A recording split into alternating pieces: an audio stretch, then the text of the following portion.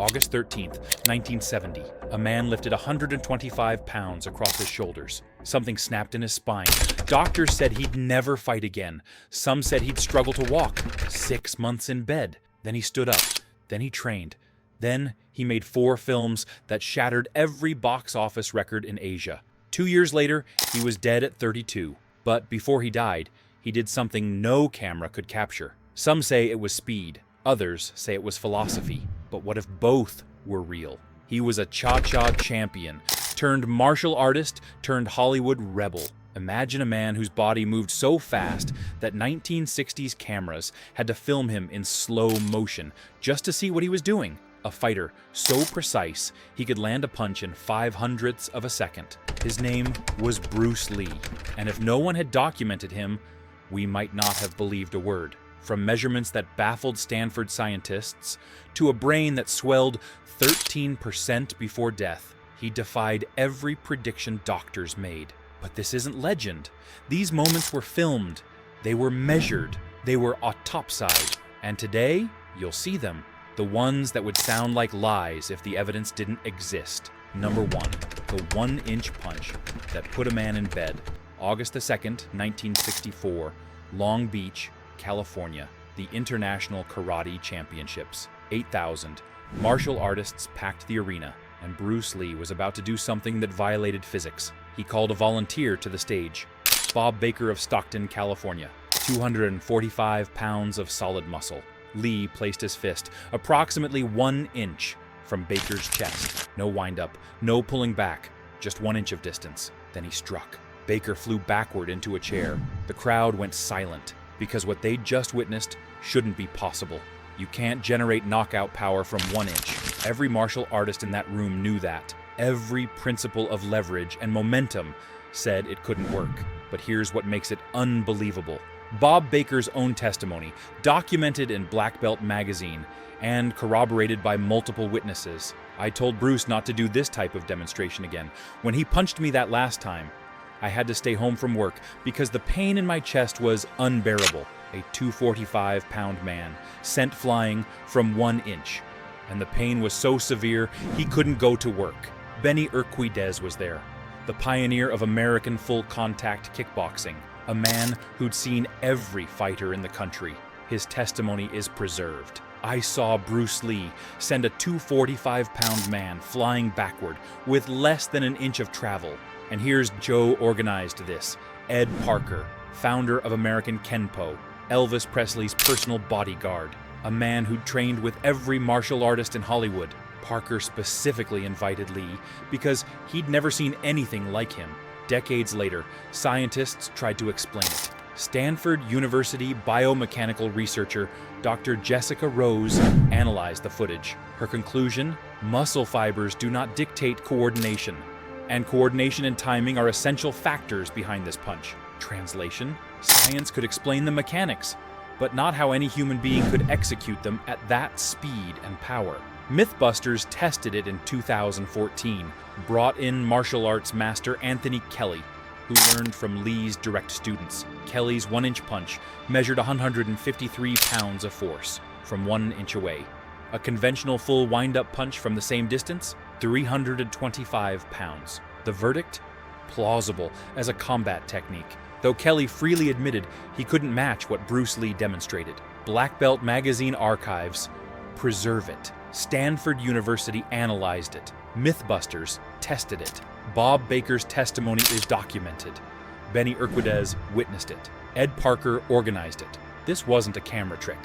1 inch, 245 pounds, flying backward. The evidence is real.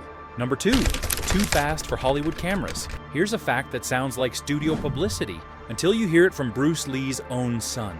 Bruce Lee was so fast that 1960s cameras couldn't capture his movements at normal speed. While every other fight scene in Hollywood history has been filmed at normal speed and then sped up in editing, Bruce Lee's scenes had to be filmed in slow motion and then slowed down again. Brandon Lee, in a 1992 interview just months before his own tragic death, explained it directly. The cameras weren't as sophisticated back then, and literally, on television, they had to shoot it in slow motion. Otherwise, it just looked like a special effect. I mean, the man was fast. He was deadly fast. Think about what that means. Standard film cameras shot at 24 frames per second. Lee had to be filmed at 32 frames per second, overcranked, playing back slower than real life, the opposite of every fight scene ever made. Film critic Rick Myers documented the problem. The makers of the Green Hornet had to actively restrain Bruce Lee from being himself because they realized every time they saw the rushes that everything else was wiped off screen. But how fast was he? Really? Jesse Glover found out, Lee's first American student, a champion judoka, a man who understood speed and measurement. Glover brought an electric timer to Lee's house, scientific equipment, no guessing, no estimates. The result? Bruce Lee could land a punch from 3 feet away in 0.05 of a second, 0.05 seconds. Let's put that in perspective. The average human blink takes 0.3 to 0.4 seconds. Bruce Lee could hit you 6 times before you finished blinking, and Lee himself acknowledged it. His own words, documented in his biography. At first it was ridiculous. All you could see were people falling down in front of me. Even when I slowed down, all the camera showed was a blur. Even when he slowed down, still a blur. Brandon Lee's 1992 interview is archived. Jesse Glover's electric timer measurement is documented in his book, Bruce Lee, Between Wing Chun and Jeet Kune Do. Matthew Pauly's biography confirms the camera issues. Production records from the Green Hornet verify it. This wasn't hype. Hollywood cameras literally couldn't keep up. The film proves it. Number 3, the punch nobody could block. 1967, Long Beach International Karate Championships. And Bruce Lee offered a simple challenge. His opponent? Vic Moore, the USKA World Karate Champion. One of the fastest competitive martial artists in America. A man with a reputation to protect. Lee's challenge was straightforward. I'm going to throw a straight punch to your face. Your job is to block it. Moore knew it was coming. He knew the target. He had his guard up and ready. 8 attempts, 8 failures. The world karate champion could not block a single punch, despite knowing precisely what Lee would do and when. This wasn't some controlled demonstration with a cooperative partner. This was Vic Moore, world champion, in front of thousands of martial artists at one of the premier tournaments in the United States. And Lee made him look like he was moving through water.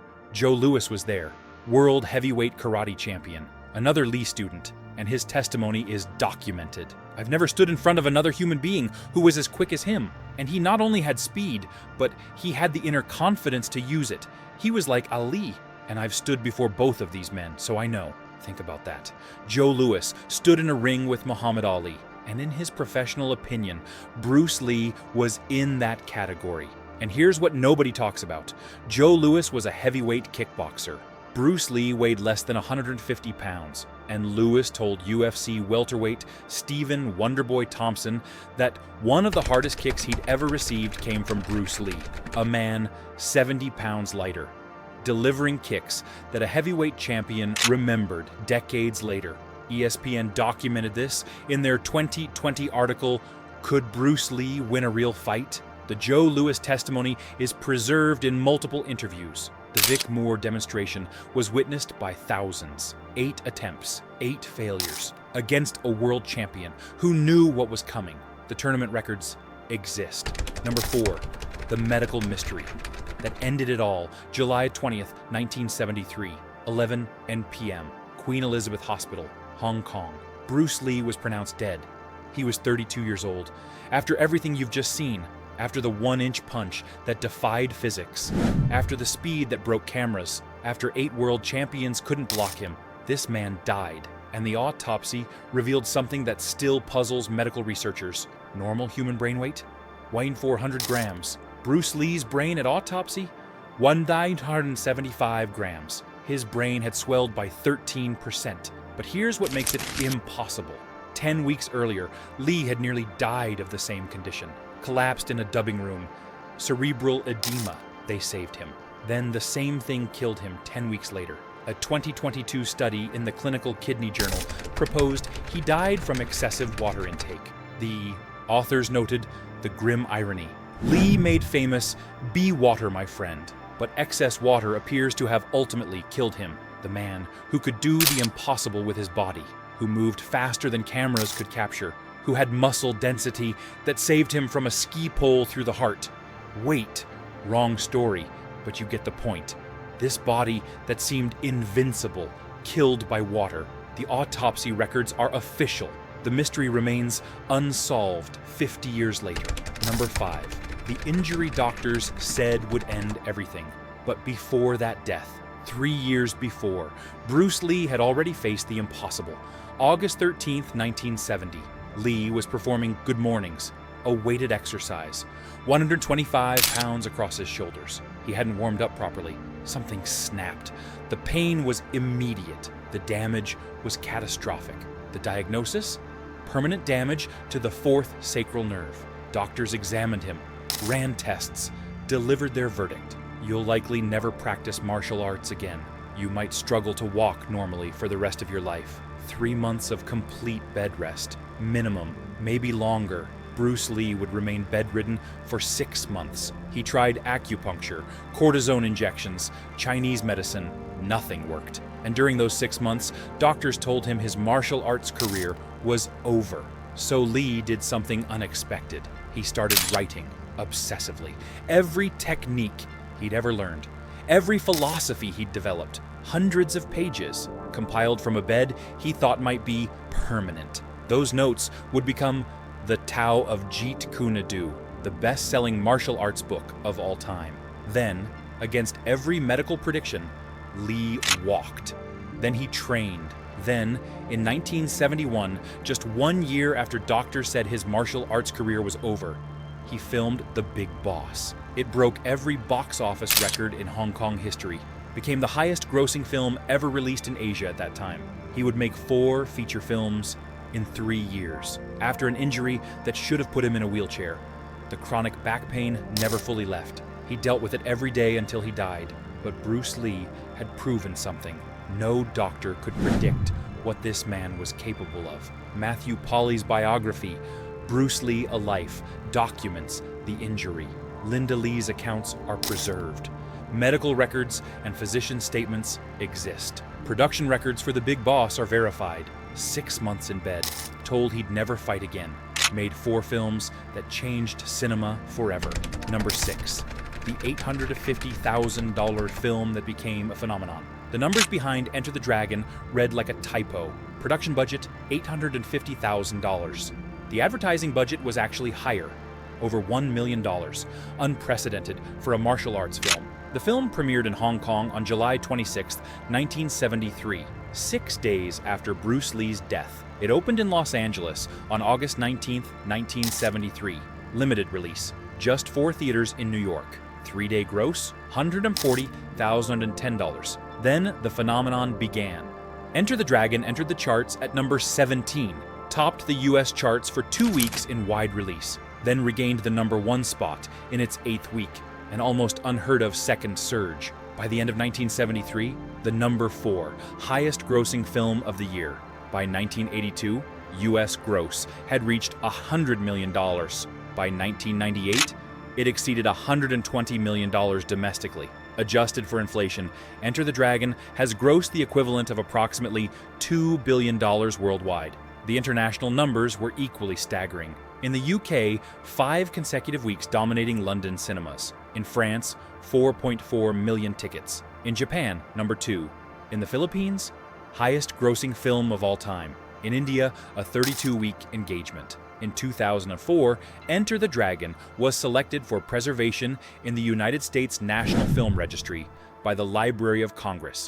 In 2013, the Guardian Observer poll named it the greatest martial arts film ever made. Bruce Lee's compensation for this historic film, $100,000, plus a share of box office and merchandising rights.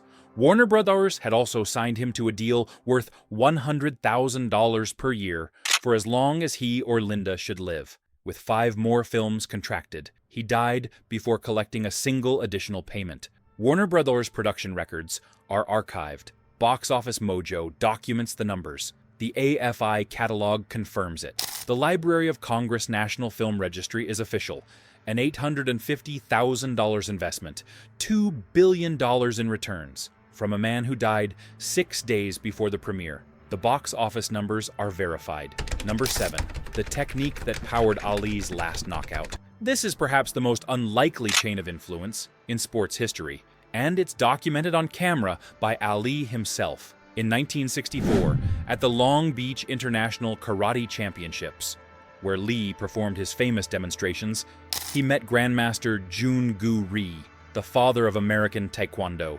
They became close friends, started trading techniques. Lee taught Rhee his signature non-telegraphic punch, a strike delivered with zero warning, no wind-up, no tell that an opponent could read. Rhee named it the Acu-Punch and began teaching it to his students. One of those students, Muhammad Ali.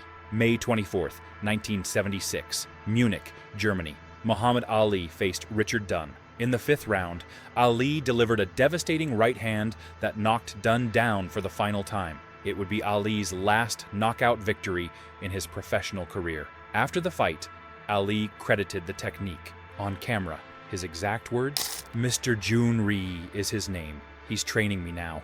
That wasn't a right hand. That was a unique Acu-Punch. It would hurt a man as soon as you reach the target. It's quick," Ali elaborated further. "It acts at the exact moment you decide to hit, and there is no lag time at all. It is instantaneous. It moves at tremendous speed, with no warning, and accelerates like a bullet in flight. You can hardly see it." 3 years after Bruce Lee's death, his technique, passed from Lee to Rhee to Ali, ended a fight on the world stage. Muhammad Ali's post-fight interview from 1976 is on camera. Jun-Gu Rhee's accounts of his friendship with Lee are documented. One technique, 3 legendary fighters, Ali's last knockout. The footage exists. Number 8. The Cha-Cha Champion, who rewrote martial arts. Before Bruce Lee threw a single punch on American television, he won the 1958 Hong Kong Crown Colony Cha-Cha Championship. He was 17 years old. The Hong Kong Heritage Museum displayed Lee's personal notebook, containing 108 handwritten Cha-Cha steps in their 2021 exhibition. When Lee arrived in America with $150 from his parents, he earned money teaching Cha-Cha, sometimes traded dance lessons for martial arts training. Watch any Bruce Lee fight sequence. That fluidity, that footwork, those weren't martial arts techniques. They were dance techniques, refined through 108 steps and transferred to combat. The Heritage Museum exhibition is documented. The notebook exists. Number 9. The founding father of MMA, July 9th, 1967. Bruce Lee officially named his martial arts philosophy Jeet Kune Do, the way of the intercepting fist. Its core principle was revolutionary, using no way as way, having no limitation as limitation. Lee argued that a complete fighter couldn't limit himself to one style. He studied Wing Chun Kung Fu, Western boxing footwork, fencing techniques, judo throws, grappling submissions. He watched footage of Muhammad Ali and Sugar Ray Robinson obsessively, adapting their movement. He famously called traditional martial arts organized despair. Remember that 1-inch punch from 1964? Modern MMA fighters study that technique. John Jones uses Lee's oblique kick. Anderson Silva called him the blueprint. 26 years later, the Ultimate Fighting Championship held its first event. Dana White, who would become UFC president, made a statement in 2004 that shocked the traditional martial arts world. If you look at the way Bruce Lee trained, the way he fought, and many of the things he wrote, he said the perfect style was no style. You take a little something from everything.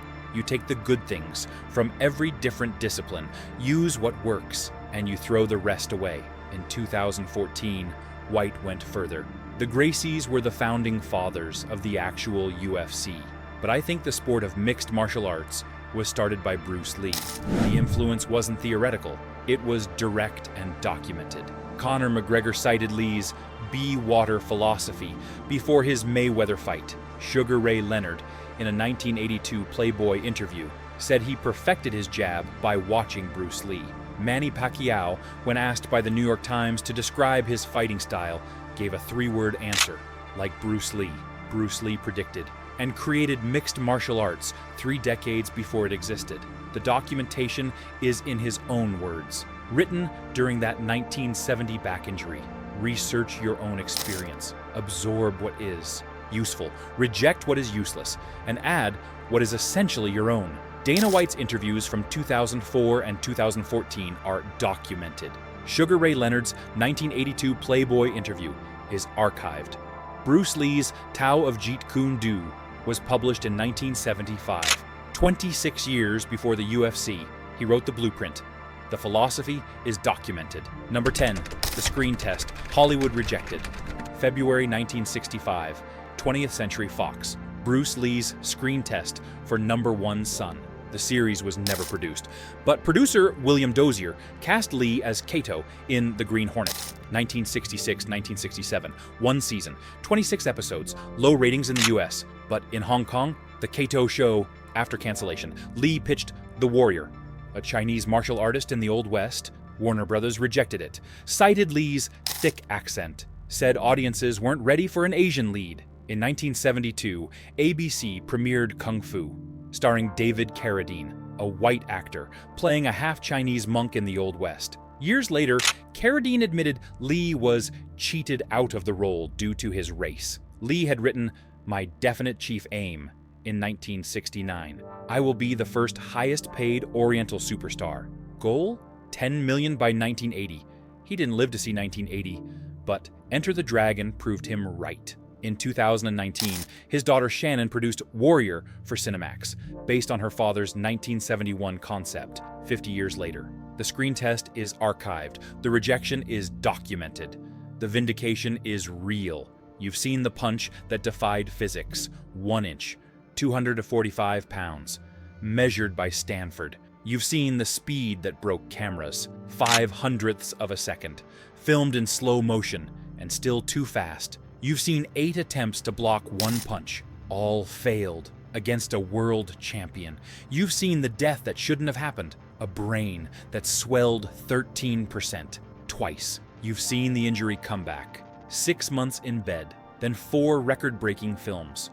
You've seen $850,000 become $2 billion, 6 days after his death. You've seen Ali's last knockout, powered by Lee's technique, on camera. You've seen 108 cha-cha steps become revolutionary martial arts. You've seen the founding father of MMA, 26 years before the UFC existed. You've seen Hollywood's rejection and the vindication 50 years later.